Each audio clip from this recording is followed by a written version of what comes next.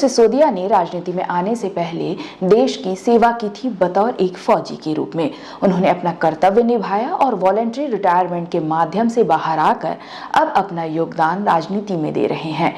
अरुण सिसोदिया उन नेताओं में से हैं जो हमेशा जनहित के विषय उठाते हैं, लोगों के हित के बारे में सोचते हैं। आइए देखते हैं अरुण सिसोदिया हमारे चैनल नेताजी.live के माध्यम से।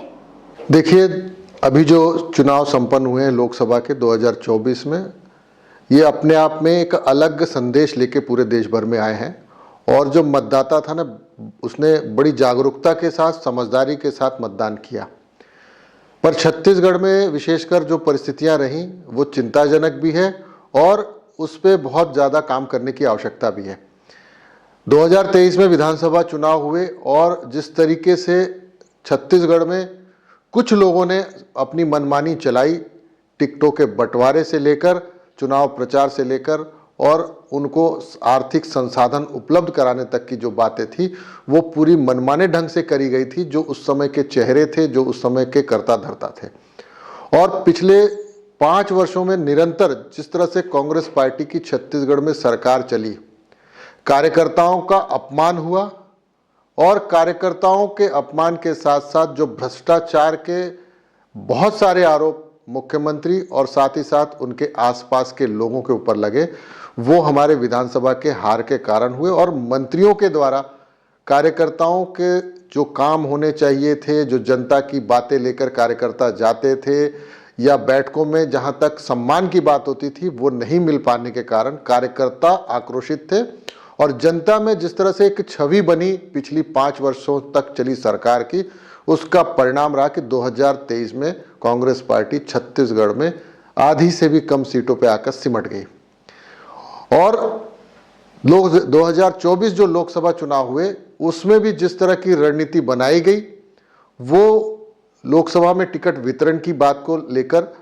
जो हमारे चेहरे थे, जो हमारे के सरकार के मुख्यमंत्री थे, हमारी सरकार के मंत्री थे, जिनके खिलाफ जनता का आक्रोश अभी तक शांत नहीं हुआ था, उन्हीं चेहरों को फिर से लोकसभा में लाकर सामने खड़ा कर दिया गया, जिसका कि कांग्रेस पार्टी को पूरे देश भर में अगर उसका औसत निकाले तो बहुत बड़ा नुकसान हुआ और हम 11 में से 10 सीट हार गए। जिन व्यक्तियों के चेहरे खराब हो गए थे, जिन व्यक्तियों के ऊपर भ्रष्टाचार के आरोप थे, जिन चेहरों के ऊपर कार्यकर्ताओं के अनादर के आरोप थे, उन्हीं को फिर से चेहरा बना दिया गया, जिसका परिणाम हुआ कि 2024 में भी हम 11 में से 10 सीटें हार गए। और इसके अतिरिक्त और एक बड़ी चीज जो हुई वो अतिक्रमण, इसको मैं राजनीतिक अतिक्रमण की संज्ञा इसलिए देना चाहूंगा कि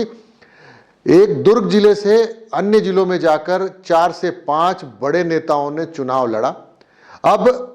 अपनी गलती छुपाने के लिए वे किसी न किसी पे आरोप मढ़ रहे हैं कि हमने दूसरे के कहने पे चुनाव लड़ा।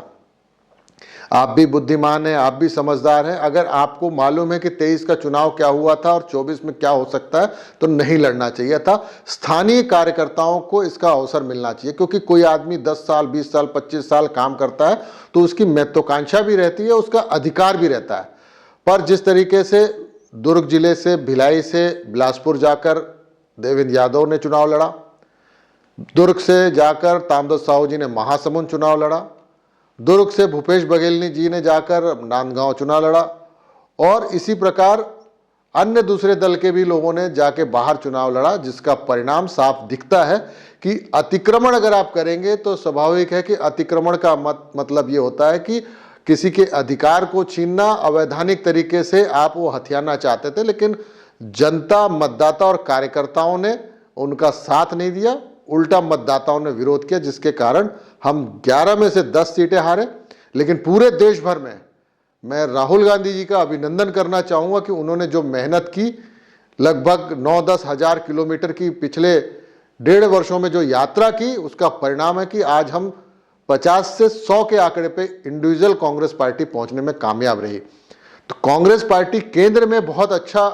रणनीति बनाकर, योजना बनाकर लोगों के भाव को समझकर काम कर रही है। चाहे राहुल गांधी जी हों, चाहे खड़गे जी हों, चाहे प्रियंका जी हों, चाहे सोनिया गांधी जी हों, चाहे हमारे दिल्ली के जो बड़े लीडर्स हैं, उनकी बहुत अच्छी प्लानिंग के साथ काम करने की जो सोच है, देश भर में अगले आने वाले 5 सालों में मैं आपको आश्वस्त भी करना चाहूंगा कि राहुल गांधी अवश्य देश के प्रधानमंत्री बनेंगे।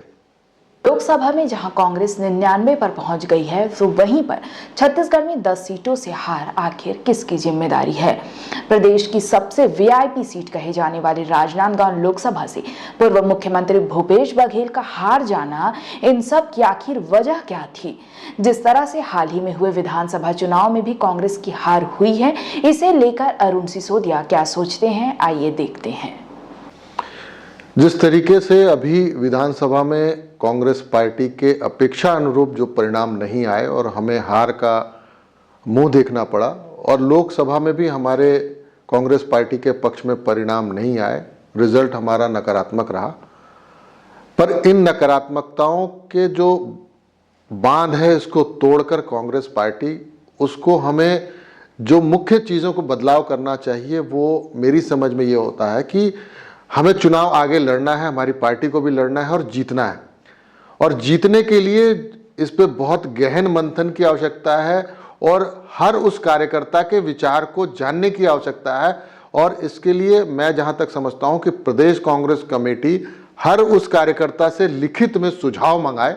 जिससे कि एक समरी बन सके और उस पूरे सुझाव में से जो मुख्य सुझाव हैं उसके ऊपर काम कर सके। साथ ही साथ जिला अध्यक्ष, ब्लॉक अध्यक्ष और प्रदेश कार्यकारिणी को वर्तमान में भंग करके नए सिरे से इस पे चिंतन मनन और नियुक्तियों की आवश्यकता है। और नियुक्ति करने के लिए छत्रपवाद से बाहर आने की आवश्यकता है। प्रदेश अध्यक्ष जी,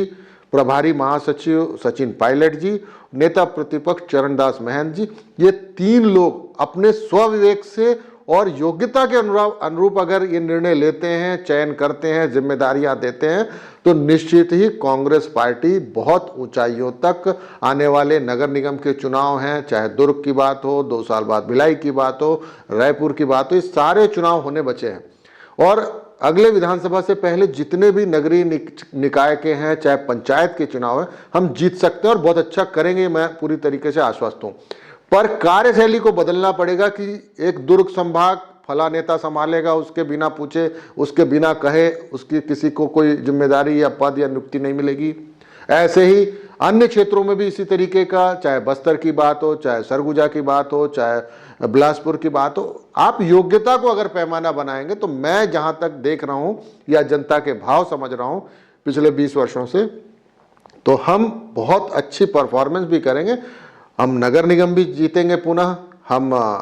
पंचायत के चुनाव भी बहुत अच्छे से जीतेंगे, और उसके बाद 2028 में जो विधानसभा चुनाव होगा और 2029 का लोकसभा, कांग्रेस पार्टी बहुत मजबूती के साथ उठेगी और विधानसभा में भी सरकार बनाने की स्थिति में रहेगी और लोकसभा में भी। आपने देखा क्या कह रहे थे कांग्रेस पार्टी के नेता अरुण सिसोदिया। इसी तरह हमारे चैनल में बने रहने के लिए चैनल को लाइक करें, शेयर करें और सब्सक्राइब करें। नमस्कार। नेताजी.live के प्रायोजक है Satyadeep diagnostic and clinic, Supela, Bhilai.